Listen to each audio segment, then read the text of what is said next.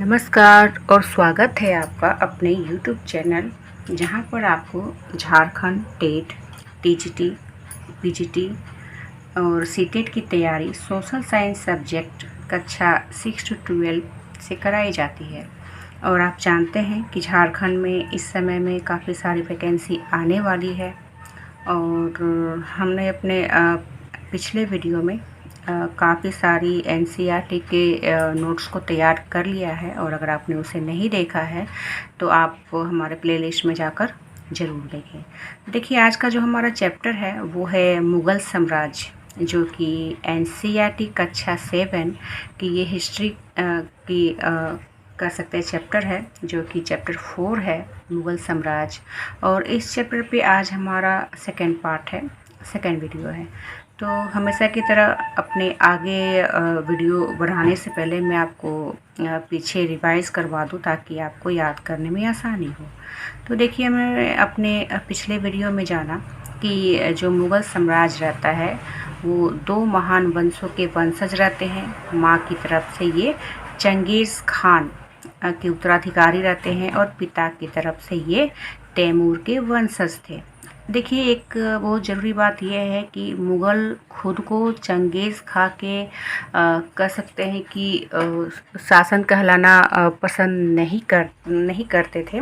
उनके उत्तराधिकारी कहलाना पसंद नहीं करते थे, क्योंकि इसने काफ़ी कह सकते हैं कि भारत में या फिर अन्य देशों में काफ़ी इसने कह सकते हैं कि लोगों को मार काट किया था, उन्हें काफ़ी लूटा था, काफ़ी हैवानियत इसने दिखाई थी।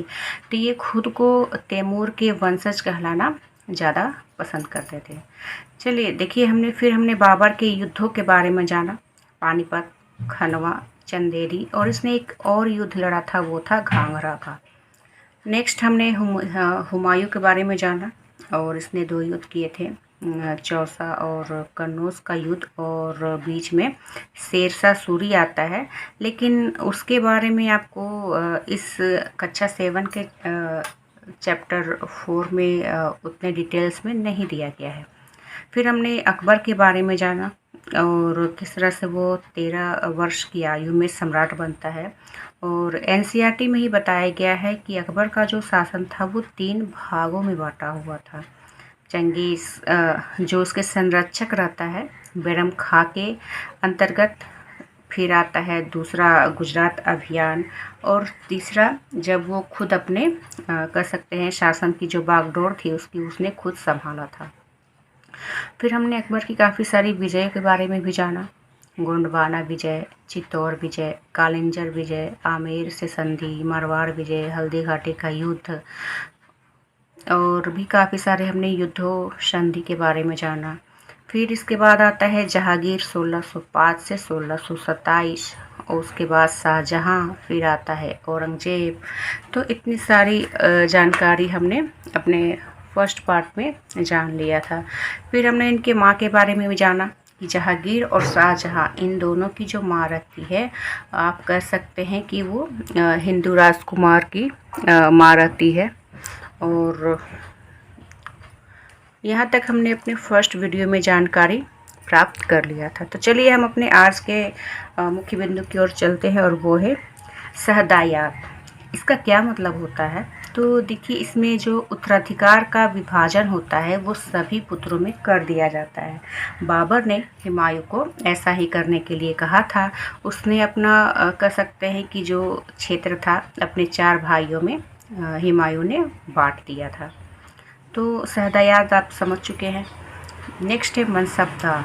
तो देखिए, जब भी आप मुग़ल पढ़ेंगे आपको मनसबदारी प्रथा, जब्त, जागीर, ये सब आपको ज़रूर मिलेंगे।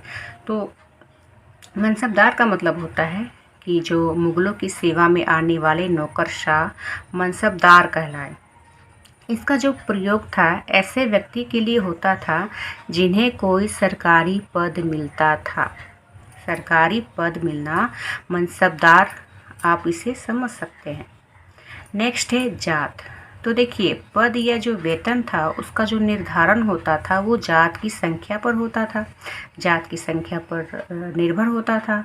और जात की संख्या जितनी अधिक होती थी प्रतिष्ठा उतनी ही अधिक। वेतन भी उतना ही अधिक होता था।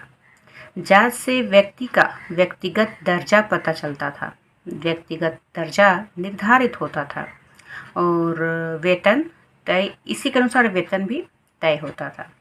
तो जात का मतलब आप समझ चुके हैं, पद, प्रतिष्ठा, वेतन, व्यक्ति का ओहदा। नेक्स्ट है, देखिए अकबर के शासनकाल में 29 ऐसे मनसबदार थे जो 5000 जात उन्हें मिला हुआ था। 5000 जात और या फिर पदवी के लोग थे। कितने? तो 29। औरंगजेब के शासनकाल में ऐसे ही 79 कर सकते हैं कि पद मिले हुए थे। मतलब सबसे ज़्यादा औरंगजेब के समय में मनसबदारों को जात या फिर पदवी मिली हुई थी। नेक्स्ट है जागीर। तो इसका मतलब होता है मनसबदार अपना वेतन राजस्व एकत्रित करने वाली भूमि के रूप में पाते थे। देखिए जो मनसबदार थे वो अपना वेतन राजस्व मतलब कह सकते हैं कर एकत्रित करने वाली भूमि के रूप में पाते थे, जिन्हें जागीर कहा गया। टोडरमल, तो अकबर के जो राजस्व मंत्री था यह टोडरमल, और इसका जो कार्यकाल था 1580 तक, और इसे कृषि का कार्यभार सौंपा गया था। कृषि का सर्वेक्षण इसका कार्य रहता है। और यह टोडरमल जो था वो अकबर के नवरत्न में भी शामिल थे। दीवाने अशरफ पद, कौन सा पद था टोडरमल का? तो दीवाने अशरफ पद। और भूमि सुधार इसने किया था। नेक्स्ट है जब्त। तो देखिए प्रत्येक सूबे को राजस्व मंडलों में बांटा गया और हर फसल के लिए राजस्व दर की अलग अलग सूची बनाई गई। तो इस व्यवस्था को ही जब्त कहा गया। नेक्स्ट है अबुल फजल। ये भी नवरत्न में शामिल थे अकबर के, और इसकी विशेषता है कि इसने अकबरनामा को 3 जिल्द में लिखा था, या फिर कह सकते हैं 3 भागों में इसने बांटा था। जो देखिए जो फर्स्ट था, जो पहला भाग था, पहला जो जिल्द था अकबरनामा का, वो था अकबर के पूर्वजों का बयान। ठीक है, इसमें फर्स्ट पार्ट में अकबर के पूर्वजों के बारे में लिखा गया था, अबुल फजल ने लिखा था। जो दूसरा जिल्द आता है वो अकबर के शासनकाल, अकबर के कह सकते हैं कि शासनकाल की घटनाओं का विवरण रहता है। जो तीसरा रहता है इसी का नाम है आईने अकबरी। आईने अकबरी ये अलग से पुस्तक नहीं है, बल्कि यह अकबरनामा का ही हिस्सा है, आप इसे समझ ले, जिसे लिखा है अबुल फजल ने। इसके अंतर्गत क्या है? तो इसमें अकबर के प्रशासन, घराने, सेना, राजस्व और साम्राज्य के भूगोल का ब्यौरा इसमें मिलता है, आईने अकबरी में मिलता है। तो देखिए बाकी सब तो नहीं पूछता है, लेकिन ये हमेशा पूछता है कि आईने अकबरी में क्या है। तो आप कह सकते हैं कि इसमें प्रशासन के बारे में अबुल फजल ने लिखा है, बताया है। नेक्स्ट है सूबा। तो देखिए साम्राज्य जो था वो कई प्रांतों में बटा हुआ था, जिन्हें सूबा कहा गया है। और जो सूबा था, सूबे के प्रशासक को सूबेदार कहा गया।